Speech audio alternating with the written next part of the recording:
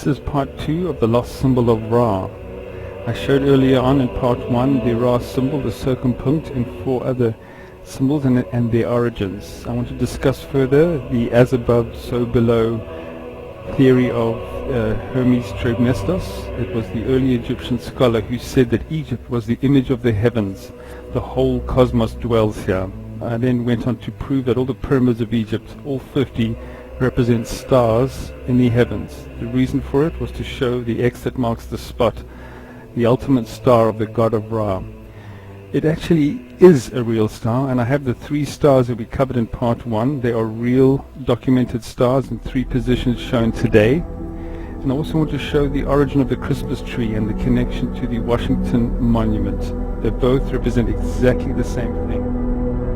My hypothesis begins with the Senmar tomb in ancient Egypt, a symbol of a circle and a dot, and its connection with the Freemason tracing board on record at the Bradford University in the UK, and the same phenomena of a star and a ladder coming from it, or a beam of light, in the Solomon Key parchment. 3 documents, 3 showing the same pattern of a star with a beam of light or ladder. There is a connection, and this is my hypothesis. It begins in the British Library document, the Clavicular Solemnis manuscript of a cross within a cross. That symbol on the left is the key of Solomon. This is the key in unlocking the secret and explaining what you see in the 10 o'clock position on the actual talisman drawing. I'm pointing to it right here. I believe it's Orion. Orion has the shape. Constantine claims to have seen it in the sky, a cross within a cross. He called it the Chi Rho, an X with a P through it. Here's an ancient artifact from a Roman helmet, and I am sure it is a double cross. Look at the angle of the cross and the P pointer going through the middle. Those are apparently 2 stars depicted on the artifact.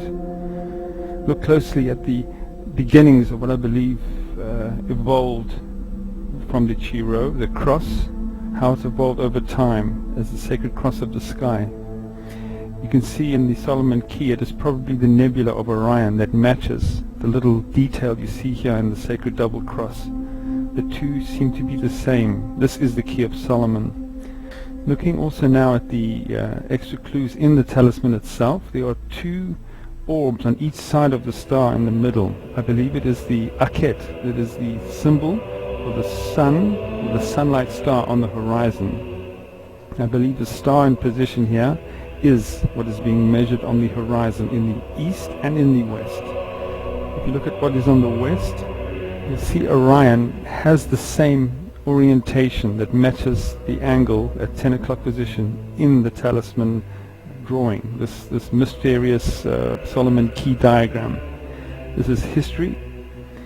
Going further now, taking the pieces of this secret, the outer rim has the stars in a puzzle as a cipher, and the key in starting the puzzle is following through from the direction of Orion through to the other side, to puzzle piece 1, puzzle piece 2, puzzle piece 3, puzzle piece 4, puzzle piece 5, and then there's a new line, start with 6, 7, and 8. A complete pattern. What is this pattern?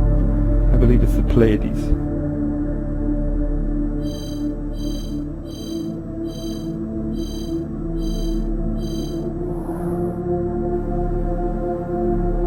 Is it just a coincidence that the Key of Solomon matches the theme in the film Stargate, where the outer rim is the puzzle pieces dial in to get one to the stars, the sacred place in the stars? Coincidence, perhaps? We have the western horizon answered with Orion. We have the eastern horizon with the sunset marked now with the Pleiades. That answers the question mark in this diagram. There's the position of Orion on the horizon on a special day. The orientation matches. And on the same day, the Pleiades, exactly as it rises in the upright position as the leg of the bull standing upright. In astronomy, to find the special star position above the horizon vertical, one measures 33 degrees from the edge of Orion's belt vertical to find the star. Is it a coincidence that it's the same degree in Freemasonry that is the highest level to reach a Master Mason? This occurs on the 15th of September, the day that Dan Brown launched the lost symbol. Did he forget that he had timed this day to match? Nothing was mentioned. The story progresses now to Italy. Rome has a secret. If looked at from above, looking at the basilica, it has the Chi Rho in its outer circle. It is Orion. Orion showing the way to the star castle. It is the star map and is in the shape of a key. The two are shown as one. St. Peter points down the causeway with the key in his hand with the sacred cross piece on it, showing the way down to look east. The 7 hills of Rome were not chosen just by coincidence. They fit the Pleiades in this perspective. It's a star map.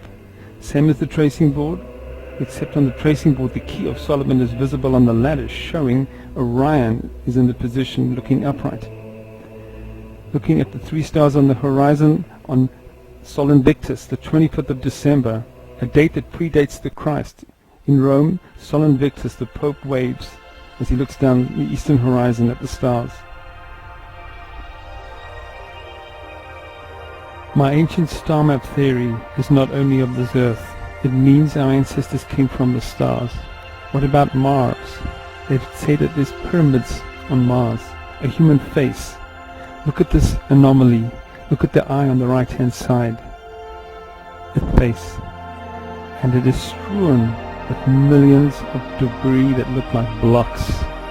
Blocks that are over 5 meters long. Can we build with 5-meter blocks?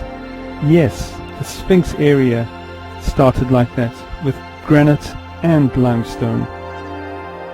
What are the positions of the pyramids on Mars? What do they look like compared to the Pleiades? Here is the overlay. Noted as a mirror image of it. 3 sun-like stars depicted. Look closely at the anomalies and compare them with the Pleiades. There are almost 30 correlations with size and magnitude. Is it a coincidence? We have Mars, Tikal of the Maya, same pattern. Stonehenge, identical pattern, with the winterborn Stoke Barrows being the anomalies that match Mars. We have the Dendara zodiac disk, Egyptian. The Lalibela monuments built out of solid granite, the church is cut out of stone, same pattern. In Iran, an amazing mountain, the shape of the leg of the bull, points the way to the Tep, a monument that looks like the face on Mars. This brings us back to the Christmas tree obelisk correlation. What about Washington DC from above? Washington has the same pattern as on Mars. The area of Roslyn and Arlington match the leg of the bull illuminated at night. It's almost designed to attract those that came from above to re-land again at our world superpower by the obelisk, the field, the circular field by the Christmas tree. Note how the pentagon matches the same shape as that on Mars, both having a northern pointer piece. The obelisk has the Ra symbol beneath it.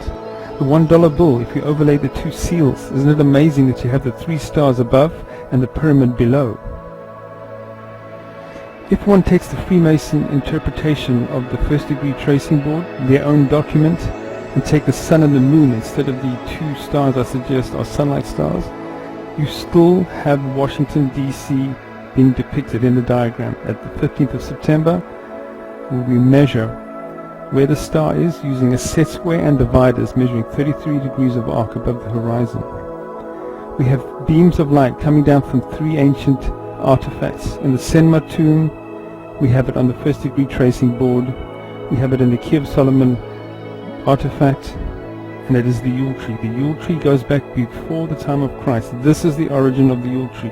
The Yule tree was chosen for its shape, being conical, putting the star at the top, celebrating this star of human origins. How far back does it go? Well, Sumerian tablets show a man in a disc that flies in a position where the star is in context with the Pleiades. On Sumerian stela, you'll see the bird-headed gods like the Egyptians, with the disc that flies, a crescented world, not a moon, in context with the Pleiades.